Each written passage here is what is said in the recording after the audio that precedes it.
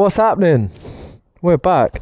So I guess you'd call this a follow-up video. Ignore the mess. Loads of stuff turned up, which actually was nice little Kawasaki mat. Thank you to Motorcycle Parts Warehouse, and the cloths. The cloths are really good. They're nice and soft. Anyway, back to the main focus. She's back. So the basic idea for today is, funnily enough, going to meet Dom. Take the double R out for first proper ride. Took it out the other night to make sure everything's all good to go, and it's spot on.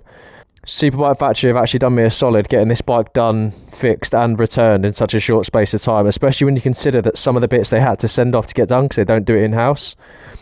But anyway, we'll get onto that in a minute, so let's get it out. So yeah, let's give this a go. Right, I've readjusted the microphone, so hopefully it should be a lot clearer now. But double R's back. Oh, I've missed it so much. This bike is just phenomenal. Words can't even begin to explain. It's just so good. So good. Anyway, back on the top of the conversation. So, oh yeah, we've got cruise control. Woo! Anyway, Superbike factory, thank you so much. I had a really good experience with them. Like, I can't knock them at all. Like, I just can't. So I can't remember the exact dates, but I know roughly how many weeks. So Superbike factory come and picked it up on the Friday. Within 3 days, had a phone call. I was dealing with a guy called Dan. Absolutely spot on, really good. Thank you, Dan, you helped me out massively.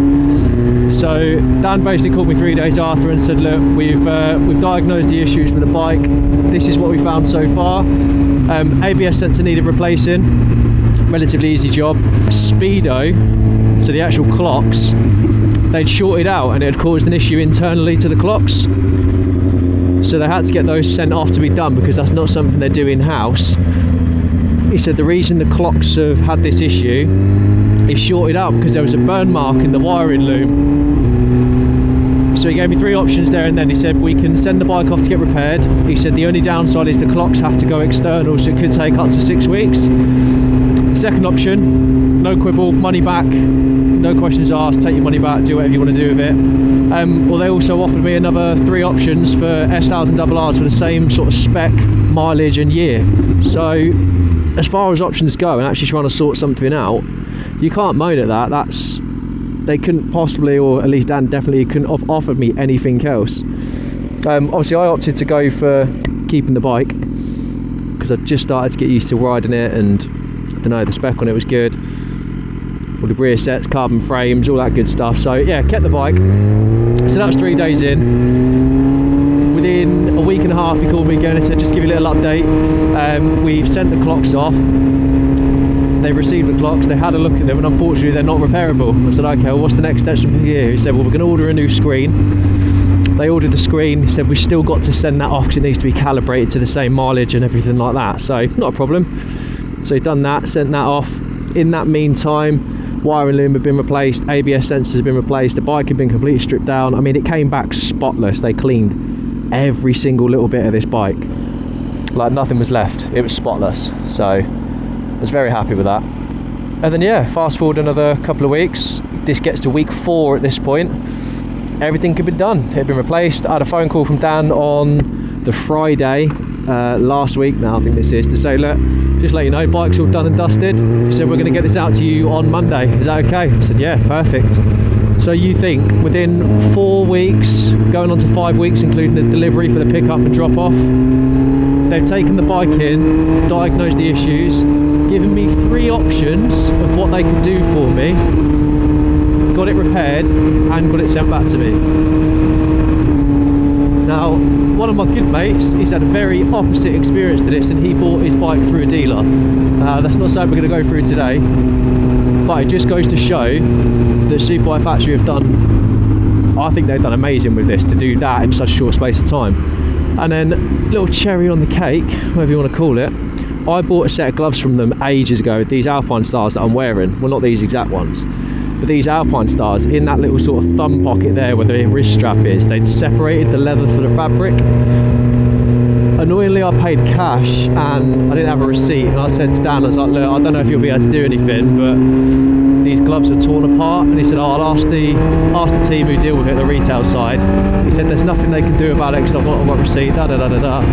He ended up throwing in a set of gloves for me anyway. He said, look, you've been really good to deal with, you've been really patient with us, here's a set of gloves, don't worry about it. You can't get any better than that. I was so sceptical, I'll be honest, I was so sceptical at first buying a bike through Superbike Factory because of certain things that certain people were saying. But then when I looked at it, these certain people had never bought a bike from them. They'd only ever gone off what they'd heard. Now take this from me, I have bought a bike from them, I have had an issue with a bike, and they have resolved it in such a good way. I cannot complain. There is no way I would be able to give any negative points towards Superbike Factory for what they've done for me with this bike. So yeah, if anyone ever sits there and tells you, oh, I had a nightmare with Superbike Factory, this, that, take it from me. I've had a wicked experience with Superbike Factory, and if you ask me if I'd buy a bike from there again, yeah, I'd have no hesitation to buy a bike from there again. Guess what I'm trying to say is, don't just go off of everything you hear. Go off of the experiences of people you know. But yeah, once again, thank you so much, Dan, for the way you've dealt with me and getting everything sorted. Superbike Factory in general for getting this bike sorted, fixed and repaired and all that good stuff, and back to move in a short space of time. And yeah, I think with that, let's head down to Dom's house. Go out for the day. This bike is nuts, man. Right, let's go to Dom's. One word guess of what I need. Fuel? Correct. Oh, that is very nice. That is nice, mate. No, I like the gold. I like the gold and black and gold. But this is even a better idea. I'm about to actually ding it in front of this car. Oh, hi Dom. Can't wait to launch control into Tesco.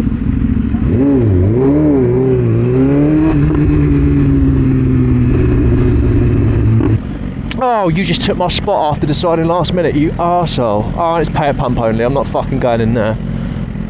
Oh, what are you doing? Just doing U-turns, mate.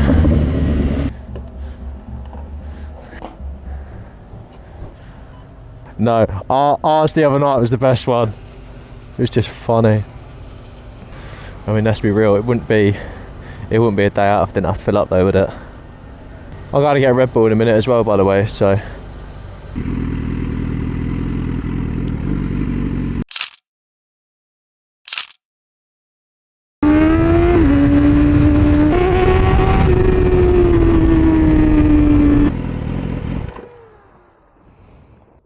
What, down there? Oh, hang on a sec then, move it down there.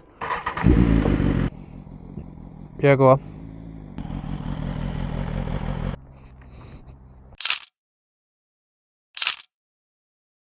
It's such a nice bike, man. Oh yeah, it's very wet now, mate.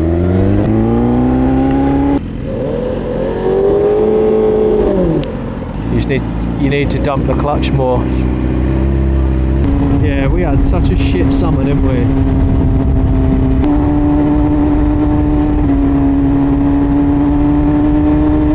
See, I didn't record anything coming back because the weather was absolutely horrendous. Me and Dom just wanted to get home. The bike is filthy, but overall, I'm so happy I got this thing back.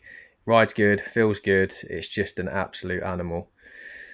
So yeah, thank you guys for watching, as always. If you're new, drop a thumbs up, drop a subscribe. It all helps. I'd love to be able to transition over to YouTube a bit more where possible. But we'll just have to see how things go, I guess. And I would have thought the next video you'll see is what it's like buying a bike from some company who are nowhere near as good at dealing with after sales as what Superbike Factory were. And again, I can't stress enough, if anyone ever says to you about how bad an experience it is buying a bike from Superbike Factory, disregard it, don't listen to it. Take my experience as a really positive point, because believe me, half the stuff I heard, yeah, just wash it away, because it's not true. But thank you guys for watching. I'll catch you in the next one.